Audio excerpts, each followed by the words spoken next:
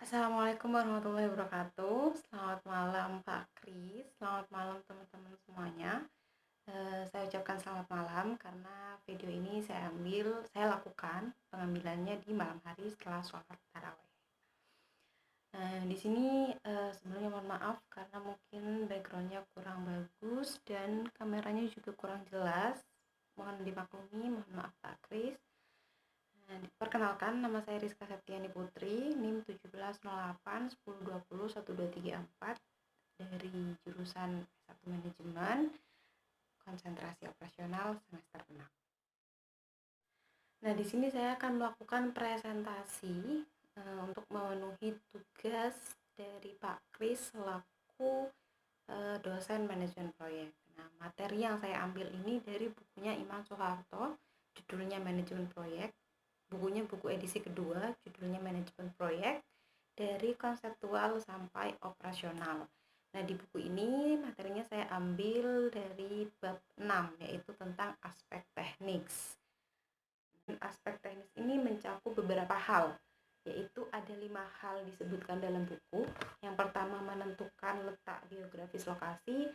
Yang kedua, mencari dan memilih teknologi proses produksi. Yang ketiga, menentukan kapasitas produksi. Yang keempat, denah atau tata letak instalasi atau lokasi. Yang terakhir yaitu bangunan instalasi atau plan building. Nah, di sini saya kemungkinan hanya akan membahas yang pertama saja, yaitu mengenai menentukan letak geografis lokasi. Karena untuk membahas lima-limanya ini membutuhkan waktu yang banyak, tapi kemungkinan saya akan bahas letak geografis lokasi, dan juga yang kedua yaitu mencari dan memilih teknologi proses produksi. Nah, tapi mohon maaf jika saya hanya membahas yang pertama saja, yaitu tentang menentukan letak geografis lokasi. Nah, dalam menentukan letak geografis lokasi ini ada beberapa langkah. Ada beberapa langkah yang digunakan dalam pemilihannya. Nah, dalam pemilihan lokasi ini tidak sembarangan menentukan lokasi.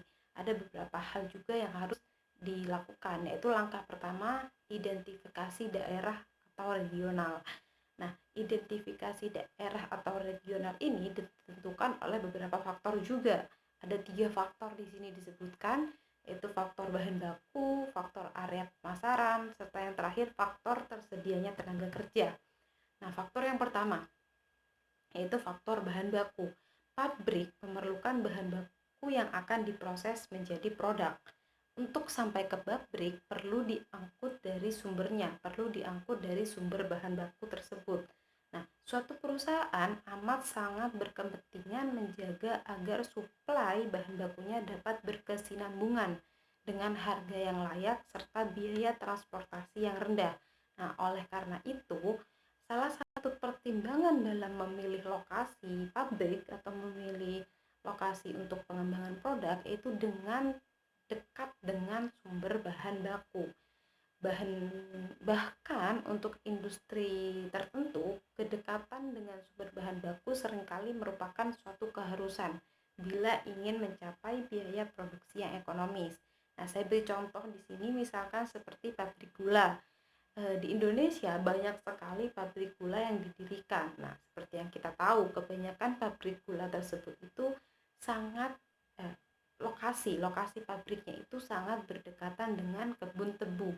Nah, kenapa demikian? Karena satu sisi agar pengangkutan atau biaya pengangkutan dari kebun tebu menuju pabriknya itu tidak memakan waktu yang banyak, sehingga tidak memakan biaya yang banyak juga. Nah, ada pula alasannya yaitu agar efisiensi waktu dalam produksi itu semakin optimal. Karena apa? Karena jika pabrik itu dekat dengan kebun tebu, maka produksi di pabrik itu juga akan cepat gitu. Jadi tidak akan ada namanya kehabisan bahan baku gitu, atau keterlambatan pengiriman bahan baku karena bahan bakunya dekat, seperti itu. Lalu faktor yang kedua yaitu faktor daerah pemasaran. berbagai macam perusahaan atau industri memilih menempatkan fasilitas produksinya itu di dekat area pemasarannya. Nah, tujuannya apa? Tujuannya adalah untuk memperpendek jaringan distribusi produk sehingga cepat sampai ke tangan konsumen. Fasilitas seperti rumah sakit, kantor pos, pemadam kebakaran akan selalu memilih lokasi yang dekat dengan pemakainya. Nah, industri yang menghasilkan produk dengan produk yang tidak tahan lama atau yang mudah rusak perlu dekat dengan konsumen agar cepat cepat di tangan konsumen, cepat sampai di tangan konsumen dan cepat digunakan oleh konsumen. Akan amat membantu bila mana area pemasaran tersebut telah memiliki infrastruktur jalan serta telekomunikasi yang telah berkembang. Tadi sudah disebutkan seperti rumah sakit, kantor pos, dan pemadam kebakaran itu kebanyakan didirikan di sekitar pemakainya. Ya, seperti tadi ya rumah sakit. Seperti yang kita tahu, rumah sakit kebanyakan itu dibangun di tengah-tengah kota, di tengah-tengah pemukiman masyarakat yang banyak penduduknya. Nah, di sini tujuannya apa? Tujuannya agar masyarakat mudah untuk mendapatkan fasilitas tersebut, agar rumah sakit juga mudah untuk menjangkau pemakainya atau pasiennya seperti itu. Nah, kenapa di sini disebutkan juga perlu memiliki infrastruktur jalan serta telekomunikasi yang telah berkembang? Ya seperti rumah sakit. Rumah sakit kebanyakan dibangun di tengah-tengah kota. Karena apa? Karena mungkin di kota juga infrastrukturnya itu sudah berkembang. Infrastruktur jalannya sudah berkembang serta telekomunikasinya juga sudah berkembang. Coba kita bayangkan jika rumah sakit ada di tengah-tengah hutan. Sangat tidak mungkin. Lalu faktor yang ketiga yaitu faktor tenaga kerja. Nah, keperluan tenaga kerja dapat dibagi menjadi tenaga kerja untuk membangun proyek dan tenaga kerja untuk operasi atau produksi. Nah, yang pertama tenaga kerja proyek. Keperluan tenaga kerja proyek tergantung pada ukuran proyek yang akan dibangun. Untuk proyek IMK yang besar dan kompleks, kebutuhan tenaga kerja pada masa puncak akan mencapai hingga 6.000 atau 7.000 tenaga kerja serta tenaga ahli sebanyak 500 orang untuk jangka waktu 2-3 tahun. Dalam pemilihan lokasi diusahakan agar tenaga kerja ini tersedia dalam jumlah dan kualitas di sekitar daerah atau wilayah yang bersangkutan.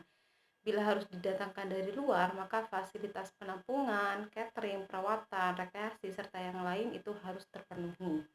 Nah, yang kedua yaitu tenaga kerja operasi atau produksi. Tenaga kerja ini diperlukan untuk menangani operasi serta pemeliharaan fasilitas yang dibangun oleh proyek tadi. Jumlah dan klasifikasinya ini berbeda dibandingkan dengan tenaga kerja proyek. Dengan jangka waktu yang panjang yaitu selama pabrik itu produksi. Nah, jadi di sini itu tenaga kerja operasi ini adalah tenaga kerja selama pabrik itu masih berjalan. Jadi jumlahnya itu bisa bertambah ataupun bisa berkurang gitu. Nah, untuk maksud tersebut diperlukan tenaga kerja terampil maupun kurang. Nah, di sini kita memasuki langkah yang kedua yaitu lokasi. Nah, untuk beberapa jenis usaha, faktor lokasi ini sangat dominan. Misalnya pada usaha perhotelan, pertokoan, perumahan, dan real estate, kriteria pemilihan lokasi untuk usaha-usaha seperti ini tuh dititik beratkan kepada sarana perhubungan, listrik, transportasi, jarak dengan kota, bebas banjir, serta pemandangan sekeliling.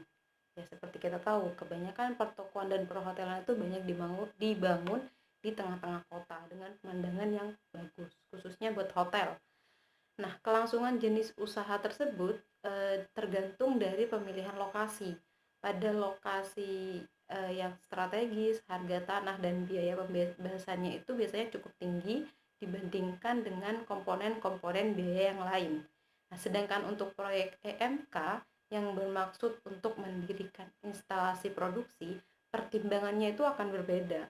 Nah, di samping harga tanah di daerah kota mahal serta masalah lingkungan yang sering menjadi kendala, maka lokasi proyek-proyek jenis tersebut itu cenderung berada di kota yang harga tanahnya mungkin bukan di kota, kebanyakan tuh dibangun di desa yang harga tanahnya tuh relatif lebih rendah daripada di kota, atau belum naik atau belum tinggi, harga tanahnya itu belum tinggi. Nah, misalkan seperti pabrik tebu tadi, pabrik tebu tuh kebanyakan dibangun di daerah sekitar yang dekat dengan kebun tebu.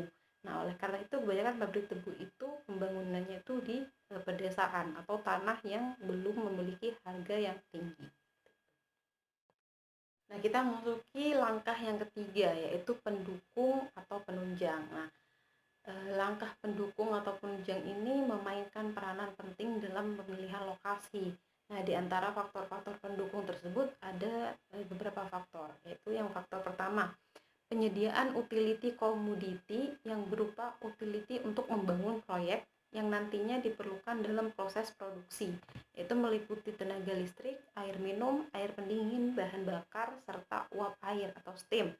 Nah, suatu lokasi yang dekat dengan sumber utility ini akan mengurangi keperluan biaya pertama investasi. Nah, biasanya seperti itu. Nah, untuk faktor yang kedua ada tenaga listrik. Nah, hal yang perlu dipertimbangkan adalah berapa besar kapasitasnya dan berapa harga persatuan tenaga, bagaimana keadaannya dan kelangsungan suplainya. Bila tenaga listrik ini tidak tersedia, beberapa besar biaya membangun sendiri instalasi pembangkit tenaga listrik tersebut. Nah, termasuk transformator dan jaringan distribusinya. Lalu faktor yang ketiga yaitu air minum, air proses, serta air pendingin. Nah, hal yang perlu dipertimbangkan adalah dari mana sumber air minum, air proses, dan air pendingin akan diperoleh. Cukup kuantitasnya, bagaimana kualitasnya, perlukah unit pembersih, dan lain-lain. Nah, untuk pabrik kertas dan kilang minyak diperlukan media pendingin dalam jumlah yang besar. Umumnya dipakai air sebagai media pendingin dan diambil dari sungai, telaga, atau laut. Nah, jadi penentuan lokasi ini juga harus menentukan apakah adanya sumber-sumber tersebut itu dekat dengan sumber-sumber tersebut. Ya, misalkan seperti pabrik kilang minyak atau pabrik kertas tadi yang dibutuhkan air pendingin untuk proses akhir pencetakannya. Nah, untuk ini hendaknya dipikirkan kemana membuangnya kembali dan bagaimana dampaknya terhadap kelestarian lingkungan. Nah, ini eh, seperti dampaknya terhadap lingkungan. Jadi, limbah itu akan dibuang kemana, limbah itu akan disalurkan kemana, apakah jika dibuang di sekitar itu tidak akan berdampak terhadap sekitar, seperti itu. Lalu faktor yang terakhir yaitu pembuangan limbah untuk industri. Nah, ini tadi yang saya sebutkan, kimia. Nah, kebanyakan pabrik itu menggunakan bahan kimia. Pembuangan limbah merupakan masalah yang banyak mendapatkan sorotan dan perhatian. Isu yang sering dilemparkan adalah apakah dari segi teknik lokasi tersebut masih dapat mentolerir kadar dan macam limbah yang akan dihasilkan oleh pabrik yang akan dibangun. Nah, misalkan saya contohkan tadi pabrik gula tadi. Mungkin kalau seperti pabrik gula itu limbahnya mungkin tidak terlalu berdampak terhadap masyarakat, tapi bagaimana jika seperti pabrik cat? Nah, pabrik cat itu kan limbahnya kimia semua. Bagaimana pembuangannya? Bagaimana apa yang akan dilakukan perusahaan? Nah, jadi semua itu harus dipikirkan sebelum pabrik itu dibangun. Nah, bila tidak, masih mungkinkah dari segi ekonomi membangun fasilitas untuk mendaur ulang atau mengurangi kadar komponen limbah yang tidak digunakan atau yang tidak diinginkan? Oh, ini masih ada faktor terakhir. Faktor terakhir itu perluasan dan pengembangan. Nah, pada studi kelayakan proyek atau investasi yang lengkap selalu dipikirkan kemungkinan pengembangan usaha, baik yang berakibat perluasan pabrik atau fasilitas yang lain. Dalam hal ini, hubungannya dengan pemilihan lokasi adalah tersedianya tanah dengan harga terjangkau dari segi ekonomi. Nah, jadi maksudnya perluasan dan pengembangan ini bisa jadi perluasan pada pabriknya atau mungkin perluasan pada produknya. Nah, jika perluasan itu akan dilakukan pada pabrik, maka diperlukan tanah dengan harga yang terjangkau atau perusahaan harus mulai mencari tanah dari segi yang terjangkau dari segi ekonomi, dari segi harga. Lalu yang terakhir, langkah yang terakhir itu adalah tadi yang saya sebutkan langkah lain-lain. Nah, di sini langkah lain-lain itu ada klasifikasi lingkungan, klasifikasi lingkungan hidup, kemajuan daerah sekitar, sikap masyarakat, peraturan pemerintah daerah maupun pemerintah pusat, serta pajak. Nah, kemajuan daerah ya bisa kita telaah ya. Di sini maksudnya kemajuan daerah itu ya pabrik itu harus menentukan apakah kemajuan daerah itu akan berdampak terhadap pabrik tersebut, lalu bagaimana dengan sikap masyarakatnya, apakah dapat menerima budayanya, apakah dapat menerima dengan adanya pabrik tersebut, lalu peraturan pemerintah daerah serta pemerintah pusat mengenai mungkin surat izin atau bagaimana limbahnya nanti akan dibuang. Lalu yang terakhir itu pajak. Pajak ini ya sudah jelas bagaimana pajak terhadap suatu pabrik itu apakah bisa membayar pajak secara rutin, apakah pabrik itu bisa menyalurkan penghasilannya itu sebagai pajak, seperti itu mungkin ya. Sekian presentasi dari saya, mohon maaf jika ada salah kata, terutama untuk Pak Eka Bambang dan Pak Kris. Mohon maaf tadi juga di awal saya tidak menyebutkan Pak Eka Bambang. Selamat malam Pak Eka Bambang. Dan suara saya mungkin kurang keras karena ini sudah larut malam, jadi mohon maaf juga. Dan semoga tetap sehat selalu untuk semuanya, diberi kesehatan, tetap jaga kebersihan, selalu cuci tangan, pakai masker, dan usahakan tetap